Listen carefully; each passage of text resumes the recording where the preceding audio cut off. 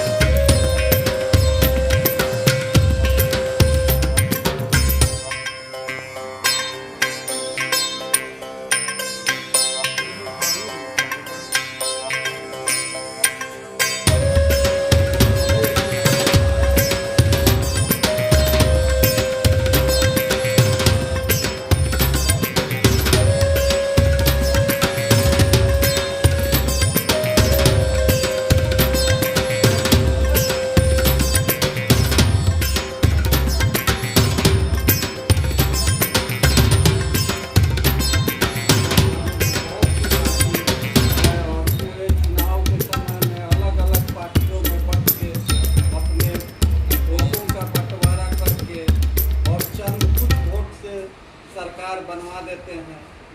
इसलिए हम लोग जब तक एकत्र नहीं होंगे, संगठित नहीं होंगे, तब तक हमारा इस समाज में कल्याण नहीं होने वाला। उपस्थित हमारे अभिभावक डीएसपी साहब बिहारी लाल साहू जी तथा सभी गणमान्य अतिथि भाई, सबको मेरा सादर नमन है। आरक्षण दिवस के अवसर पर मैं इतना कहना चाहूँगा कि जो कार्य साहू जी महाराज ने 1902 में अपने कोल्हापुर राज्य में शुरू किया था, यानी कि SC/ST को 50% का आरक्षण उन्होंने दिया, लेकिन उनकी कल्पना, उनका सोच और बताए हुए रास्ते पर हम नहीं चल सकते। आज जो स्थिति हम देख रहे हैं वे काफ़ी, समझिए कि एक तरह की दयनीय स्थिति है कि हम अपना हक, अपना अधिकार, अपना मांग को ईमानदारी से सरकार और देश के सामने रखने में हम आज तक अक्षम रहे हैं। इसका खमियाजा हम सबको भुगतना पड़ रहा है कि कहीं भी हमारी मांगों को नहीं माना जा रहा है और कितना हम छटपटा रहे हैं, कितना हम दौड़ भाग कर रहे हैं, लेकिन हमारी मांगों को, हमारे विचारों को सिरे से खारिज कर दिया जा रहा है। थोड़ा थोड़ा प्रयास करके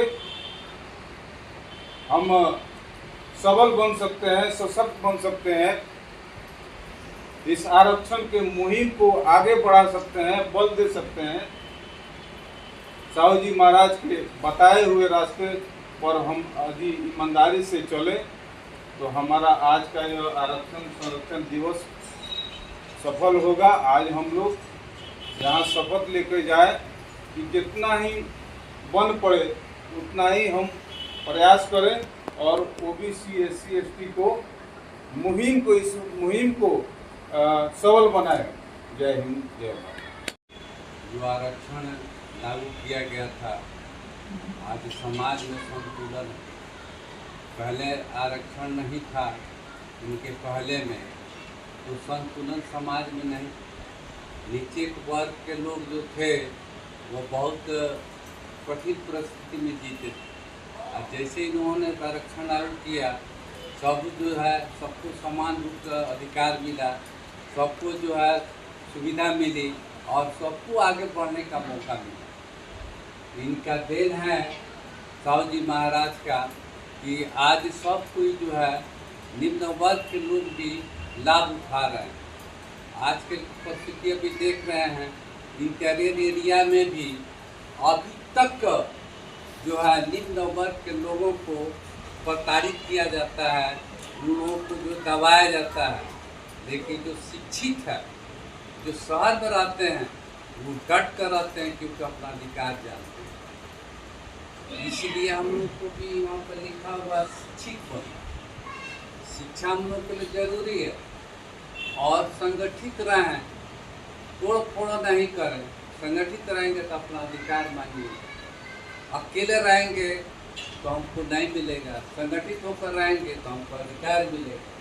और संघर्ष जीवन भर करना है। लाइफ इज ए स्ट्रगल, लड़ते रहना अपना अधिकार के लिए। अगर हम तो मर गए लेकिन आने वाली पीढ़ी को लाभ मिले, इसलिए हम लोगों को संघर्ष करते रहना चाहिए। और इनका जो देन है साहू जी महाराज का, वह सब किसी को लाभ दे रहा है जो निम्न वर्ग के थे। और समान रूप से सब उठते हैं, बैठते हैं ऑफिस में। हम लोग देखे हैं पहले कि निम्न वर्ग के लोग जाते थे तो हाथ कर बैठते समान, बाबू भूमियार लोग वहाँ पर वैसे ठीक है बैठे।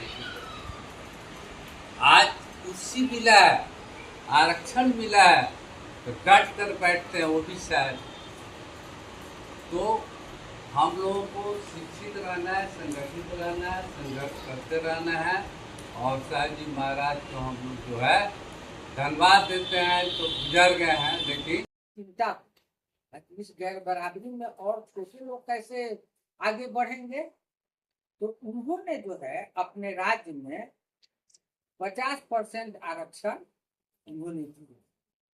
तो पूना के एक वकील अभ्यंकर, कोई अभ्यंकर टाइटल है, उन्होंने पूना से 50 किलोमीटर चल के कोल्हापुर राजा के पास जब आते हैं तो आप छोटे लोग को आप 50% आरक्षण दे दिया, तो ये क्या है लोग काम करेगा, कैसे काम करेगा। तो बोले कि हाँ करेगा काम, उनको मौका दिया जाएगा तो वो जरूर काम करेगा। तो बोले ये कैसे। पहले राजाओं के यहाँ अस्तबल हुआ करता था, घोड़ा हाथी सब का अस्तबल होता था। तो अपने घोड़ा वाले अस्तबल में लेके उनको लेके गए। तो सब घोड़ा के मुंह में उन लोग को खाने के लिए लोग मुंह में देखते होंगे, बाजार में भी घोड़ा के मुंह में बांध रखल रहता है, जाफी लगा रहता है खाने के लिए, तो सबके मुंह में लगा। तो राजा बोले कि ठीक है, वो अपने अस्तबल के घोड़सवार में सबका मुंह का जादू खोल, सब खोल दिया। और 2 बोरा वहां चना डाल दिया और सारे घोड़ा वहां पे खाने चले गए। उन लोगों को चना बहुत पसंद है। तो जो ज्यादा तेज घोड़ा था वो आके खाता था, और जो कमजोर घोड़ा था उसको तेज वाला घोड़ा था उसको लात मार के पीछे कर देता था, वो बेचारा पीछे चला जाता था। सब फिर भी कोशिश करता था कि आके हम लोग भी खाएं, लेकिन वो नहीं खा। तब साहू जी महाराज बोले कि आपको अब समझ में आ रहा है कुछ। तो वो बोले कि हाँ अब समझ। तो इसलिए सबको जब तक अलग अलग, पहले देखिए सबको अलग अलग दिया गया था, सब अपना हिस्सा खा रहा था। और देखिए अब जो एक जगह कर दिया गया है तो वो कमजोर घोड़ा पीछे है और मजबूत घोड़ा खा रहा है। इसलिए आरक्षण देना बहुत जरूरी है। इस तरह सबको हिस्सेदारी मिले तभी हमारा राज्य आगे। उस समय तो देश तो था, स्टेट राज्य था, मेरा राज्य आगे बढ़ेगा। इसके बाद उसके बाद मैसूर का भी राजा है, उसको इस कानून को लागू किया, और भी कहीं कहीं के राजाओं ने इस कानून को लागू किया। और हम महिलाओं के लिए 15 अप्रैल 1911 में उन्होंने दत्तक पुत्र रखने का, संपत्ति रखने का, दूसरी शादी करने का सबका अधिकार हमारे साहू जी महाराज ये थे।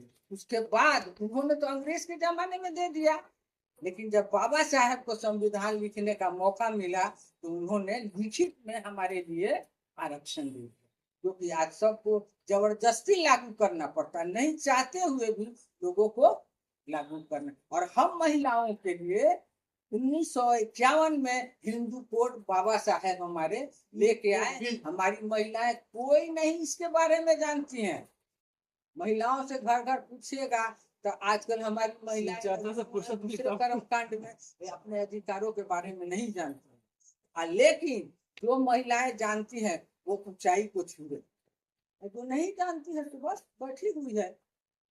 इसलिए किसी भी मीटिंग में आप लोग से आग्रह करते हैं कि जरूर महिलाओं को ले। एक बार की बात है कि उनके जो रसोई घर था उसमें बराबर में कौन सा को तैयार खाना बना। सुबह का समय था, चले गए महाराज उसमें रसोई घर में। उसमें का तो कर्मचारी का खाना बनाने वाला ब्राह्मण था, बोलता है कि महाराज आप इसमें कहा है यहाँ जो खाना लगता है इसमें से ब्राह्मण में काटते हैं, आप इसमें कैसे आ गए? आपका आपने यहाँ आना उचित नहीं। तो बहुत ठीक से लगा कि भाई हमारे जो पल्ले और आप में था कि आप इससे एक बार मत आइए, इसमें ब्राह्मण लोग खाना खाते हैं। वहां से लौट आए कि मैं लगा और मेरे टुकड़े पर ये पल रहा है और मेरे साथ ऐसा बर्ताव करता है तो यहाँ के जो आम पब्लिक के जो आम गरीब वर्ग लोग हैं, छोटे बड़े लोग हैं, उनके साथ क्या होता होगा इस समाज में, व्यवस्था में, सामूहिक व्यवस्था में उनके साथ क्या होता होगा। बहुत सोचे तब उनके मन में इसकी आवश्यकता महसूस हुई आरक्षण की। उसके अगले दिन पूरे राज्य में उसमें कर रहा था और आम सभा के लिए सब लोग आमंत्रित किया गया और वहीं पर ऐलान कर दिए और फिर से साउदी में बड़े जाति का वो एक बराबर कर दिया तो वही असली जो है क्या कहते हैं उसका काम किए क्या कहते हैं। और उसके बाद में यही चीज जो है साहू जी महाराज है, यही चीज उसके उनके पहले के ज्योतिराव फूले, सावित्रीबाई फूले, उसके बाद में पेरियार साहब है, और चाहे वो आपको कबीर, संत कबीर या संत रविदास, ये लोग जो है उन्हीं के एथी पर आगे बढ़े। और आ गया सवाल कि हमारे साहू जी महाराज जिस वक्त उसके बीच में क्या हो गया, गैप हो गया। गैप क्या हो गया, आखिर बौद्धिस्टों का कत्ल होना शुरू हुआ। उसके बाद में राजा लोग होने लगे, क्या कौन लोग मनुवादी लोग होने लगे। तो जिस हमने कहा कि जिसकी लाठी उसकी भैंस, यानी जिसका राजा होगा उसी का शासन चलेगा। तो उसमें जो है मनुवादी लोग चल गए। साइन किया था, दस्तखत किया था, हस्ताक्षर किया था, वही लोग विरोध करने लगे। अरे अम्बेडकर जी, अगर आरक्षण तू SC ST OBC को दे देते हो तो बाकी सब लोग जो आरक्षण के लिए चिल्लाने लगेंगे, मांग करने लगेंगे, क्रांति छेड़ देंगे। बाबा साहब ने कहा कि नहीं, ऐसा नहीं है। जिन लोगों के साथ जुल्म ज्यादती हुई है, जो लोग सदियों से सताए गए हैं, जिनका रहनुमाई करने वाला कोई पैदा ही नहीं दिया, उसका तो मात्र एक ही सहारा है, वो है आरक्षण। और ये आरक्षण कोई भीख नहीं है, ये तो शेयर के बदले, हिस्सा के बदले सामाजिक हिस्सेदारी है। एक छोटा सा सहूलियत दिया जा रहा है, एक अवसर दिया जा रहा है, और उसको भी आप देना नहीं चाहते। तो क्या कहा उन लोगों ने, नहीं ऐसा नहीं होगा, आपको ऐसा ही संविधान लिखना होगा, आरक्षण की बात समाप्त कर दीजिए अम्बेडकर जी। 2-4 दिन तक जो बहस हुई, बाबा साहब अंत में क्षुब्ध होकर के बोलते हैं कि ठीक है, आरक्षण आप लोग मत दीजिए, और कल से आप लोग संविधान में जो कुछ लिखना है आरक्षण नहीं रहेगा, इस समाज में कुछ नहीं दिया जाएगा, या जैसे आपको राज्यकाल चलाना है, शासन व्यवस्था चलाना है, तो आप अपने खुद लिख लीजिए, और कल से हम जो हैं संविधान लिखने के लिए नहीं आएंगे। और उन्होंने उसी समय जो है डिजाइन दिया, अपने इस्तीफा के लिए किसको दिया? हाँ तैयार कर लिए एकदम आवेदन, किसको दिया? गृह मंत्री सरदार पटेल जी को दिया। पटेल जी को दिया।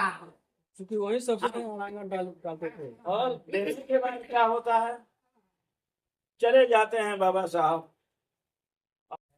व्याख्या में अपना कीमती समय देकर आए हैं और इस महत्व को समझ रहे हैं कि आरक्षण संरक्षण क्यों जरूरी है। आज के समय में हमें आरक्षण की आवश्यकता सबसे ज्यादा महसूस हो रही है। इसकी शुरुआत साहू जी महाराज ने 26 जुलाई 1902 ईस्वी को अपने रियासत में शुरुआत की थी। वो समय था जब अंग्रेज, या सबसे पहले हम कह सकते हैं कि उन्होंने आरक्षण की शुरुआत, यानी आरक्षण के जनक भी कह सकते हैं। कहा भी गया है कि वे आरक्षण के जनक हैं। सबसे पहले जो आजकल हम जातिगत जनगणना की बात करते हैं, तो 1901 ईस्वी में साहू जी महाराज ने 1901 ईस्वी में जातिगत जनगणना की शुरुआत। उसके बाद उन्होंने शिक्षा पर बल दिया। शिक्षा पर वो अपने रियासत के प्रत्येक गांव में, हर एक गांव में विद्यालय खोलवाने और खोलने की व्यवस्था की। जो हम आज देख रहे हैं उन्होंने शुरुआत की थी। यहाँ तक कि डॉक्टर बाबा साहब भीमराव अम्बेडकर, वो उन्होंने देखा कि ये हमारे सपने, हमारी जो सोच है उसको आगे ले जा सकते हैं, और उन्होंने स्कॉलरशिप भी इनको दी थी पढ़ने के लिए, देश भेजा था। आज हमें आरक्षण की जरूरत है। बहुत लोग लगे हुए हैं कि इसको हम समाप्त कर दें, खत्म कर दें, लेकिन जो आरक्षण मिला हुआ है, क्या उसका लाभ मिला है? आपको जितना, हमें जितना आरक्षण की जरूरत है, चाहे जितना मिला है संविधान हमें देता है, क्या उसका हम लोग लाभ उठा पा रहे हैं? ये एक प्रश्न चिन्ह है। और उसपे भी जिसे नहीं मिला, आपकी जितनी भागीदारी, हिस्सेदारी है मिलनी चाहिए, जितनी भागीदारी होनी चाहिए उतनी नहीं हो पा रही। इसके कारण हम लोग स्वयं हैं। हमको जो जागरूक होना चाहिए, हमारे लोग जो जागरूक होने की आवश्यकता है, लेकिन वो नहीं हो पा रहा है। करना कुछ है, यहाँ तक कि हमें शिक्षा की जो कमी है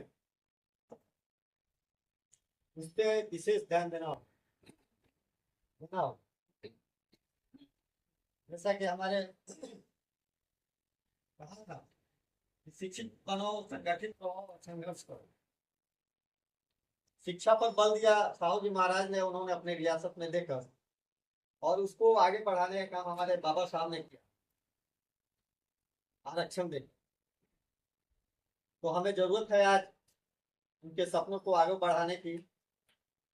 और जो कमी है, कमी तो ऐसे बहुत है, बिना आरक्षण का लाभ उठा रहे हैं कुछ लोग विशेष, बिना आरक्षण लिए हुए। वो जहां आपकी 85% या 90% भागीदारी है, उसका 10% भी आप नहीं उठा रहे हैं, और जो 10% है वो 90% का हिस्सा लेकर बैठे हुए। तो ये हमें सोचने की जरूरत है। अपने बाल बच्चों, अपने आने वाली पीढ़ियों को अगर बचाना है तो शिक्षा पर विशेष ध्यान देना होगा, और उनके सपनों को, उनके सपने और अपने आने वाली पीढ़ी को बचाना है, तो हमें शिक्षित होकर, जागरूक होकर इस मुहिम को आगे बढ़ाना हो। चलिए, बहुत बहुत धन्यवाद। इसी के साथ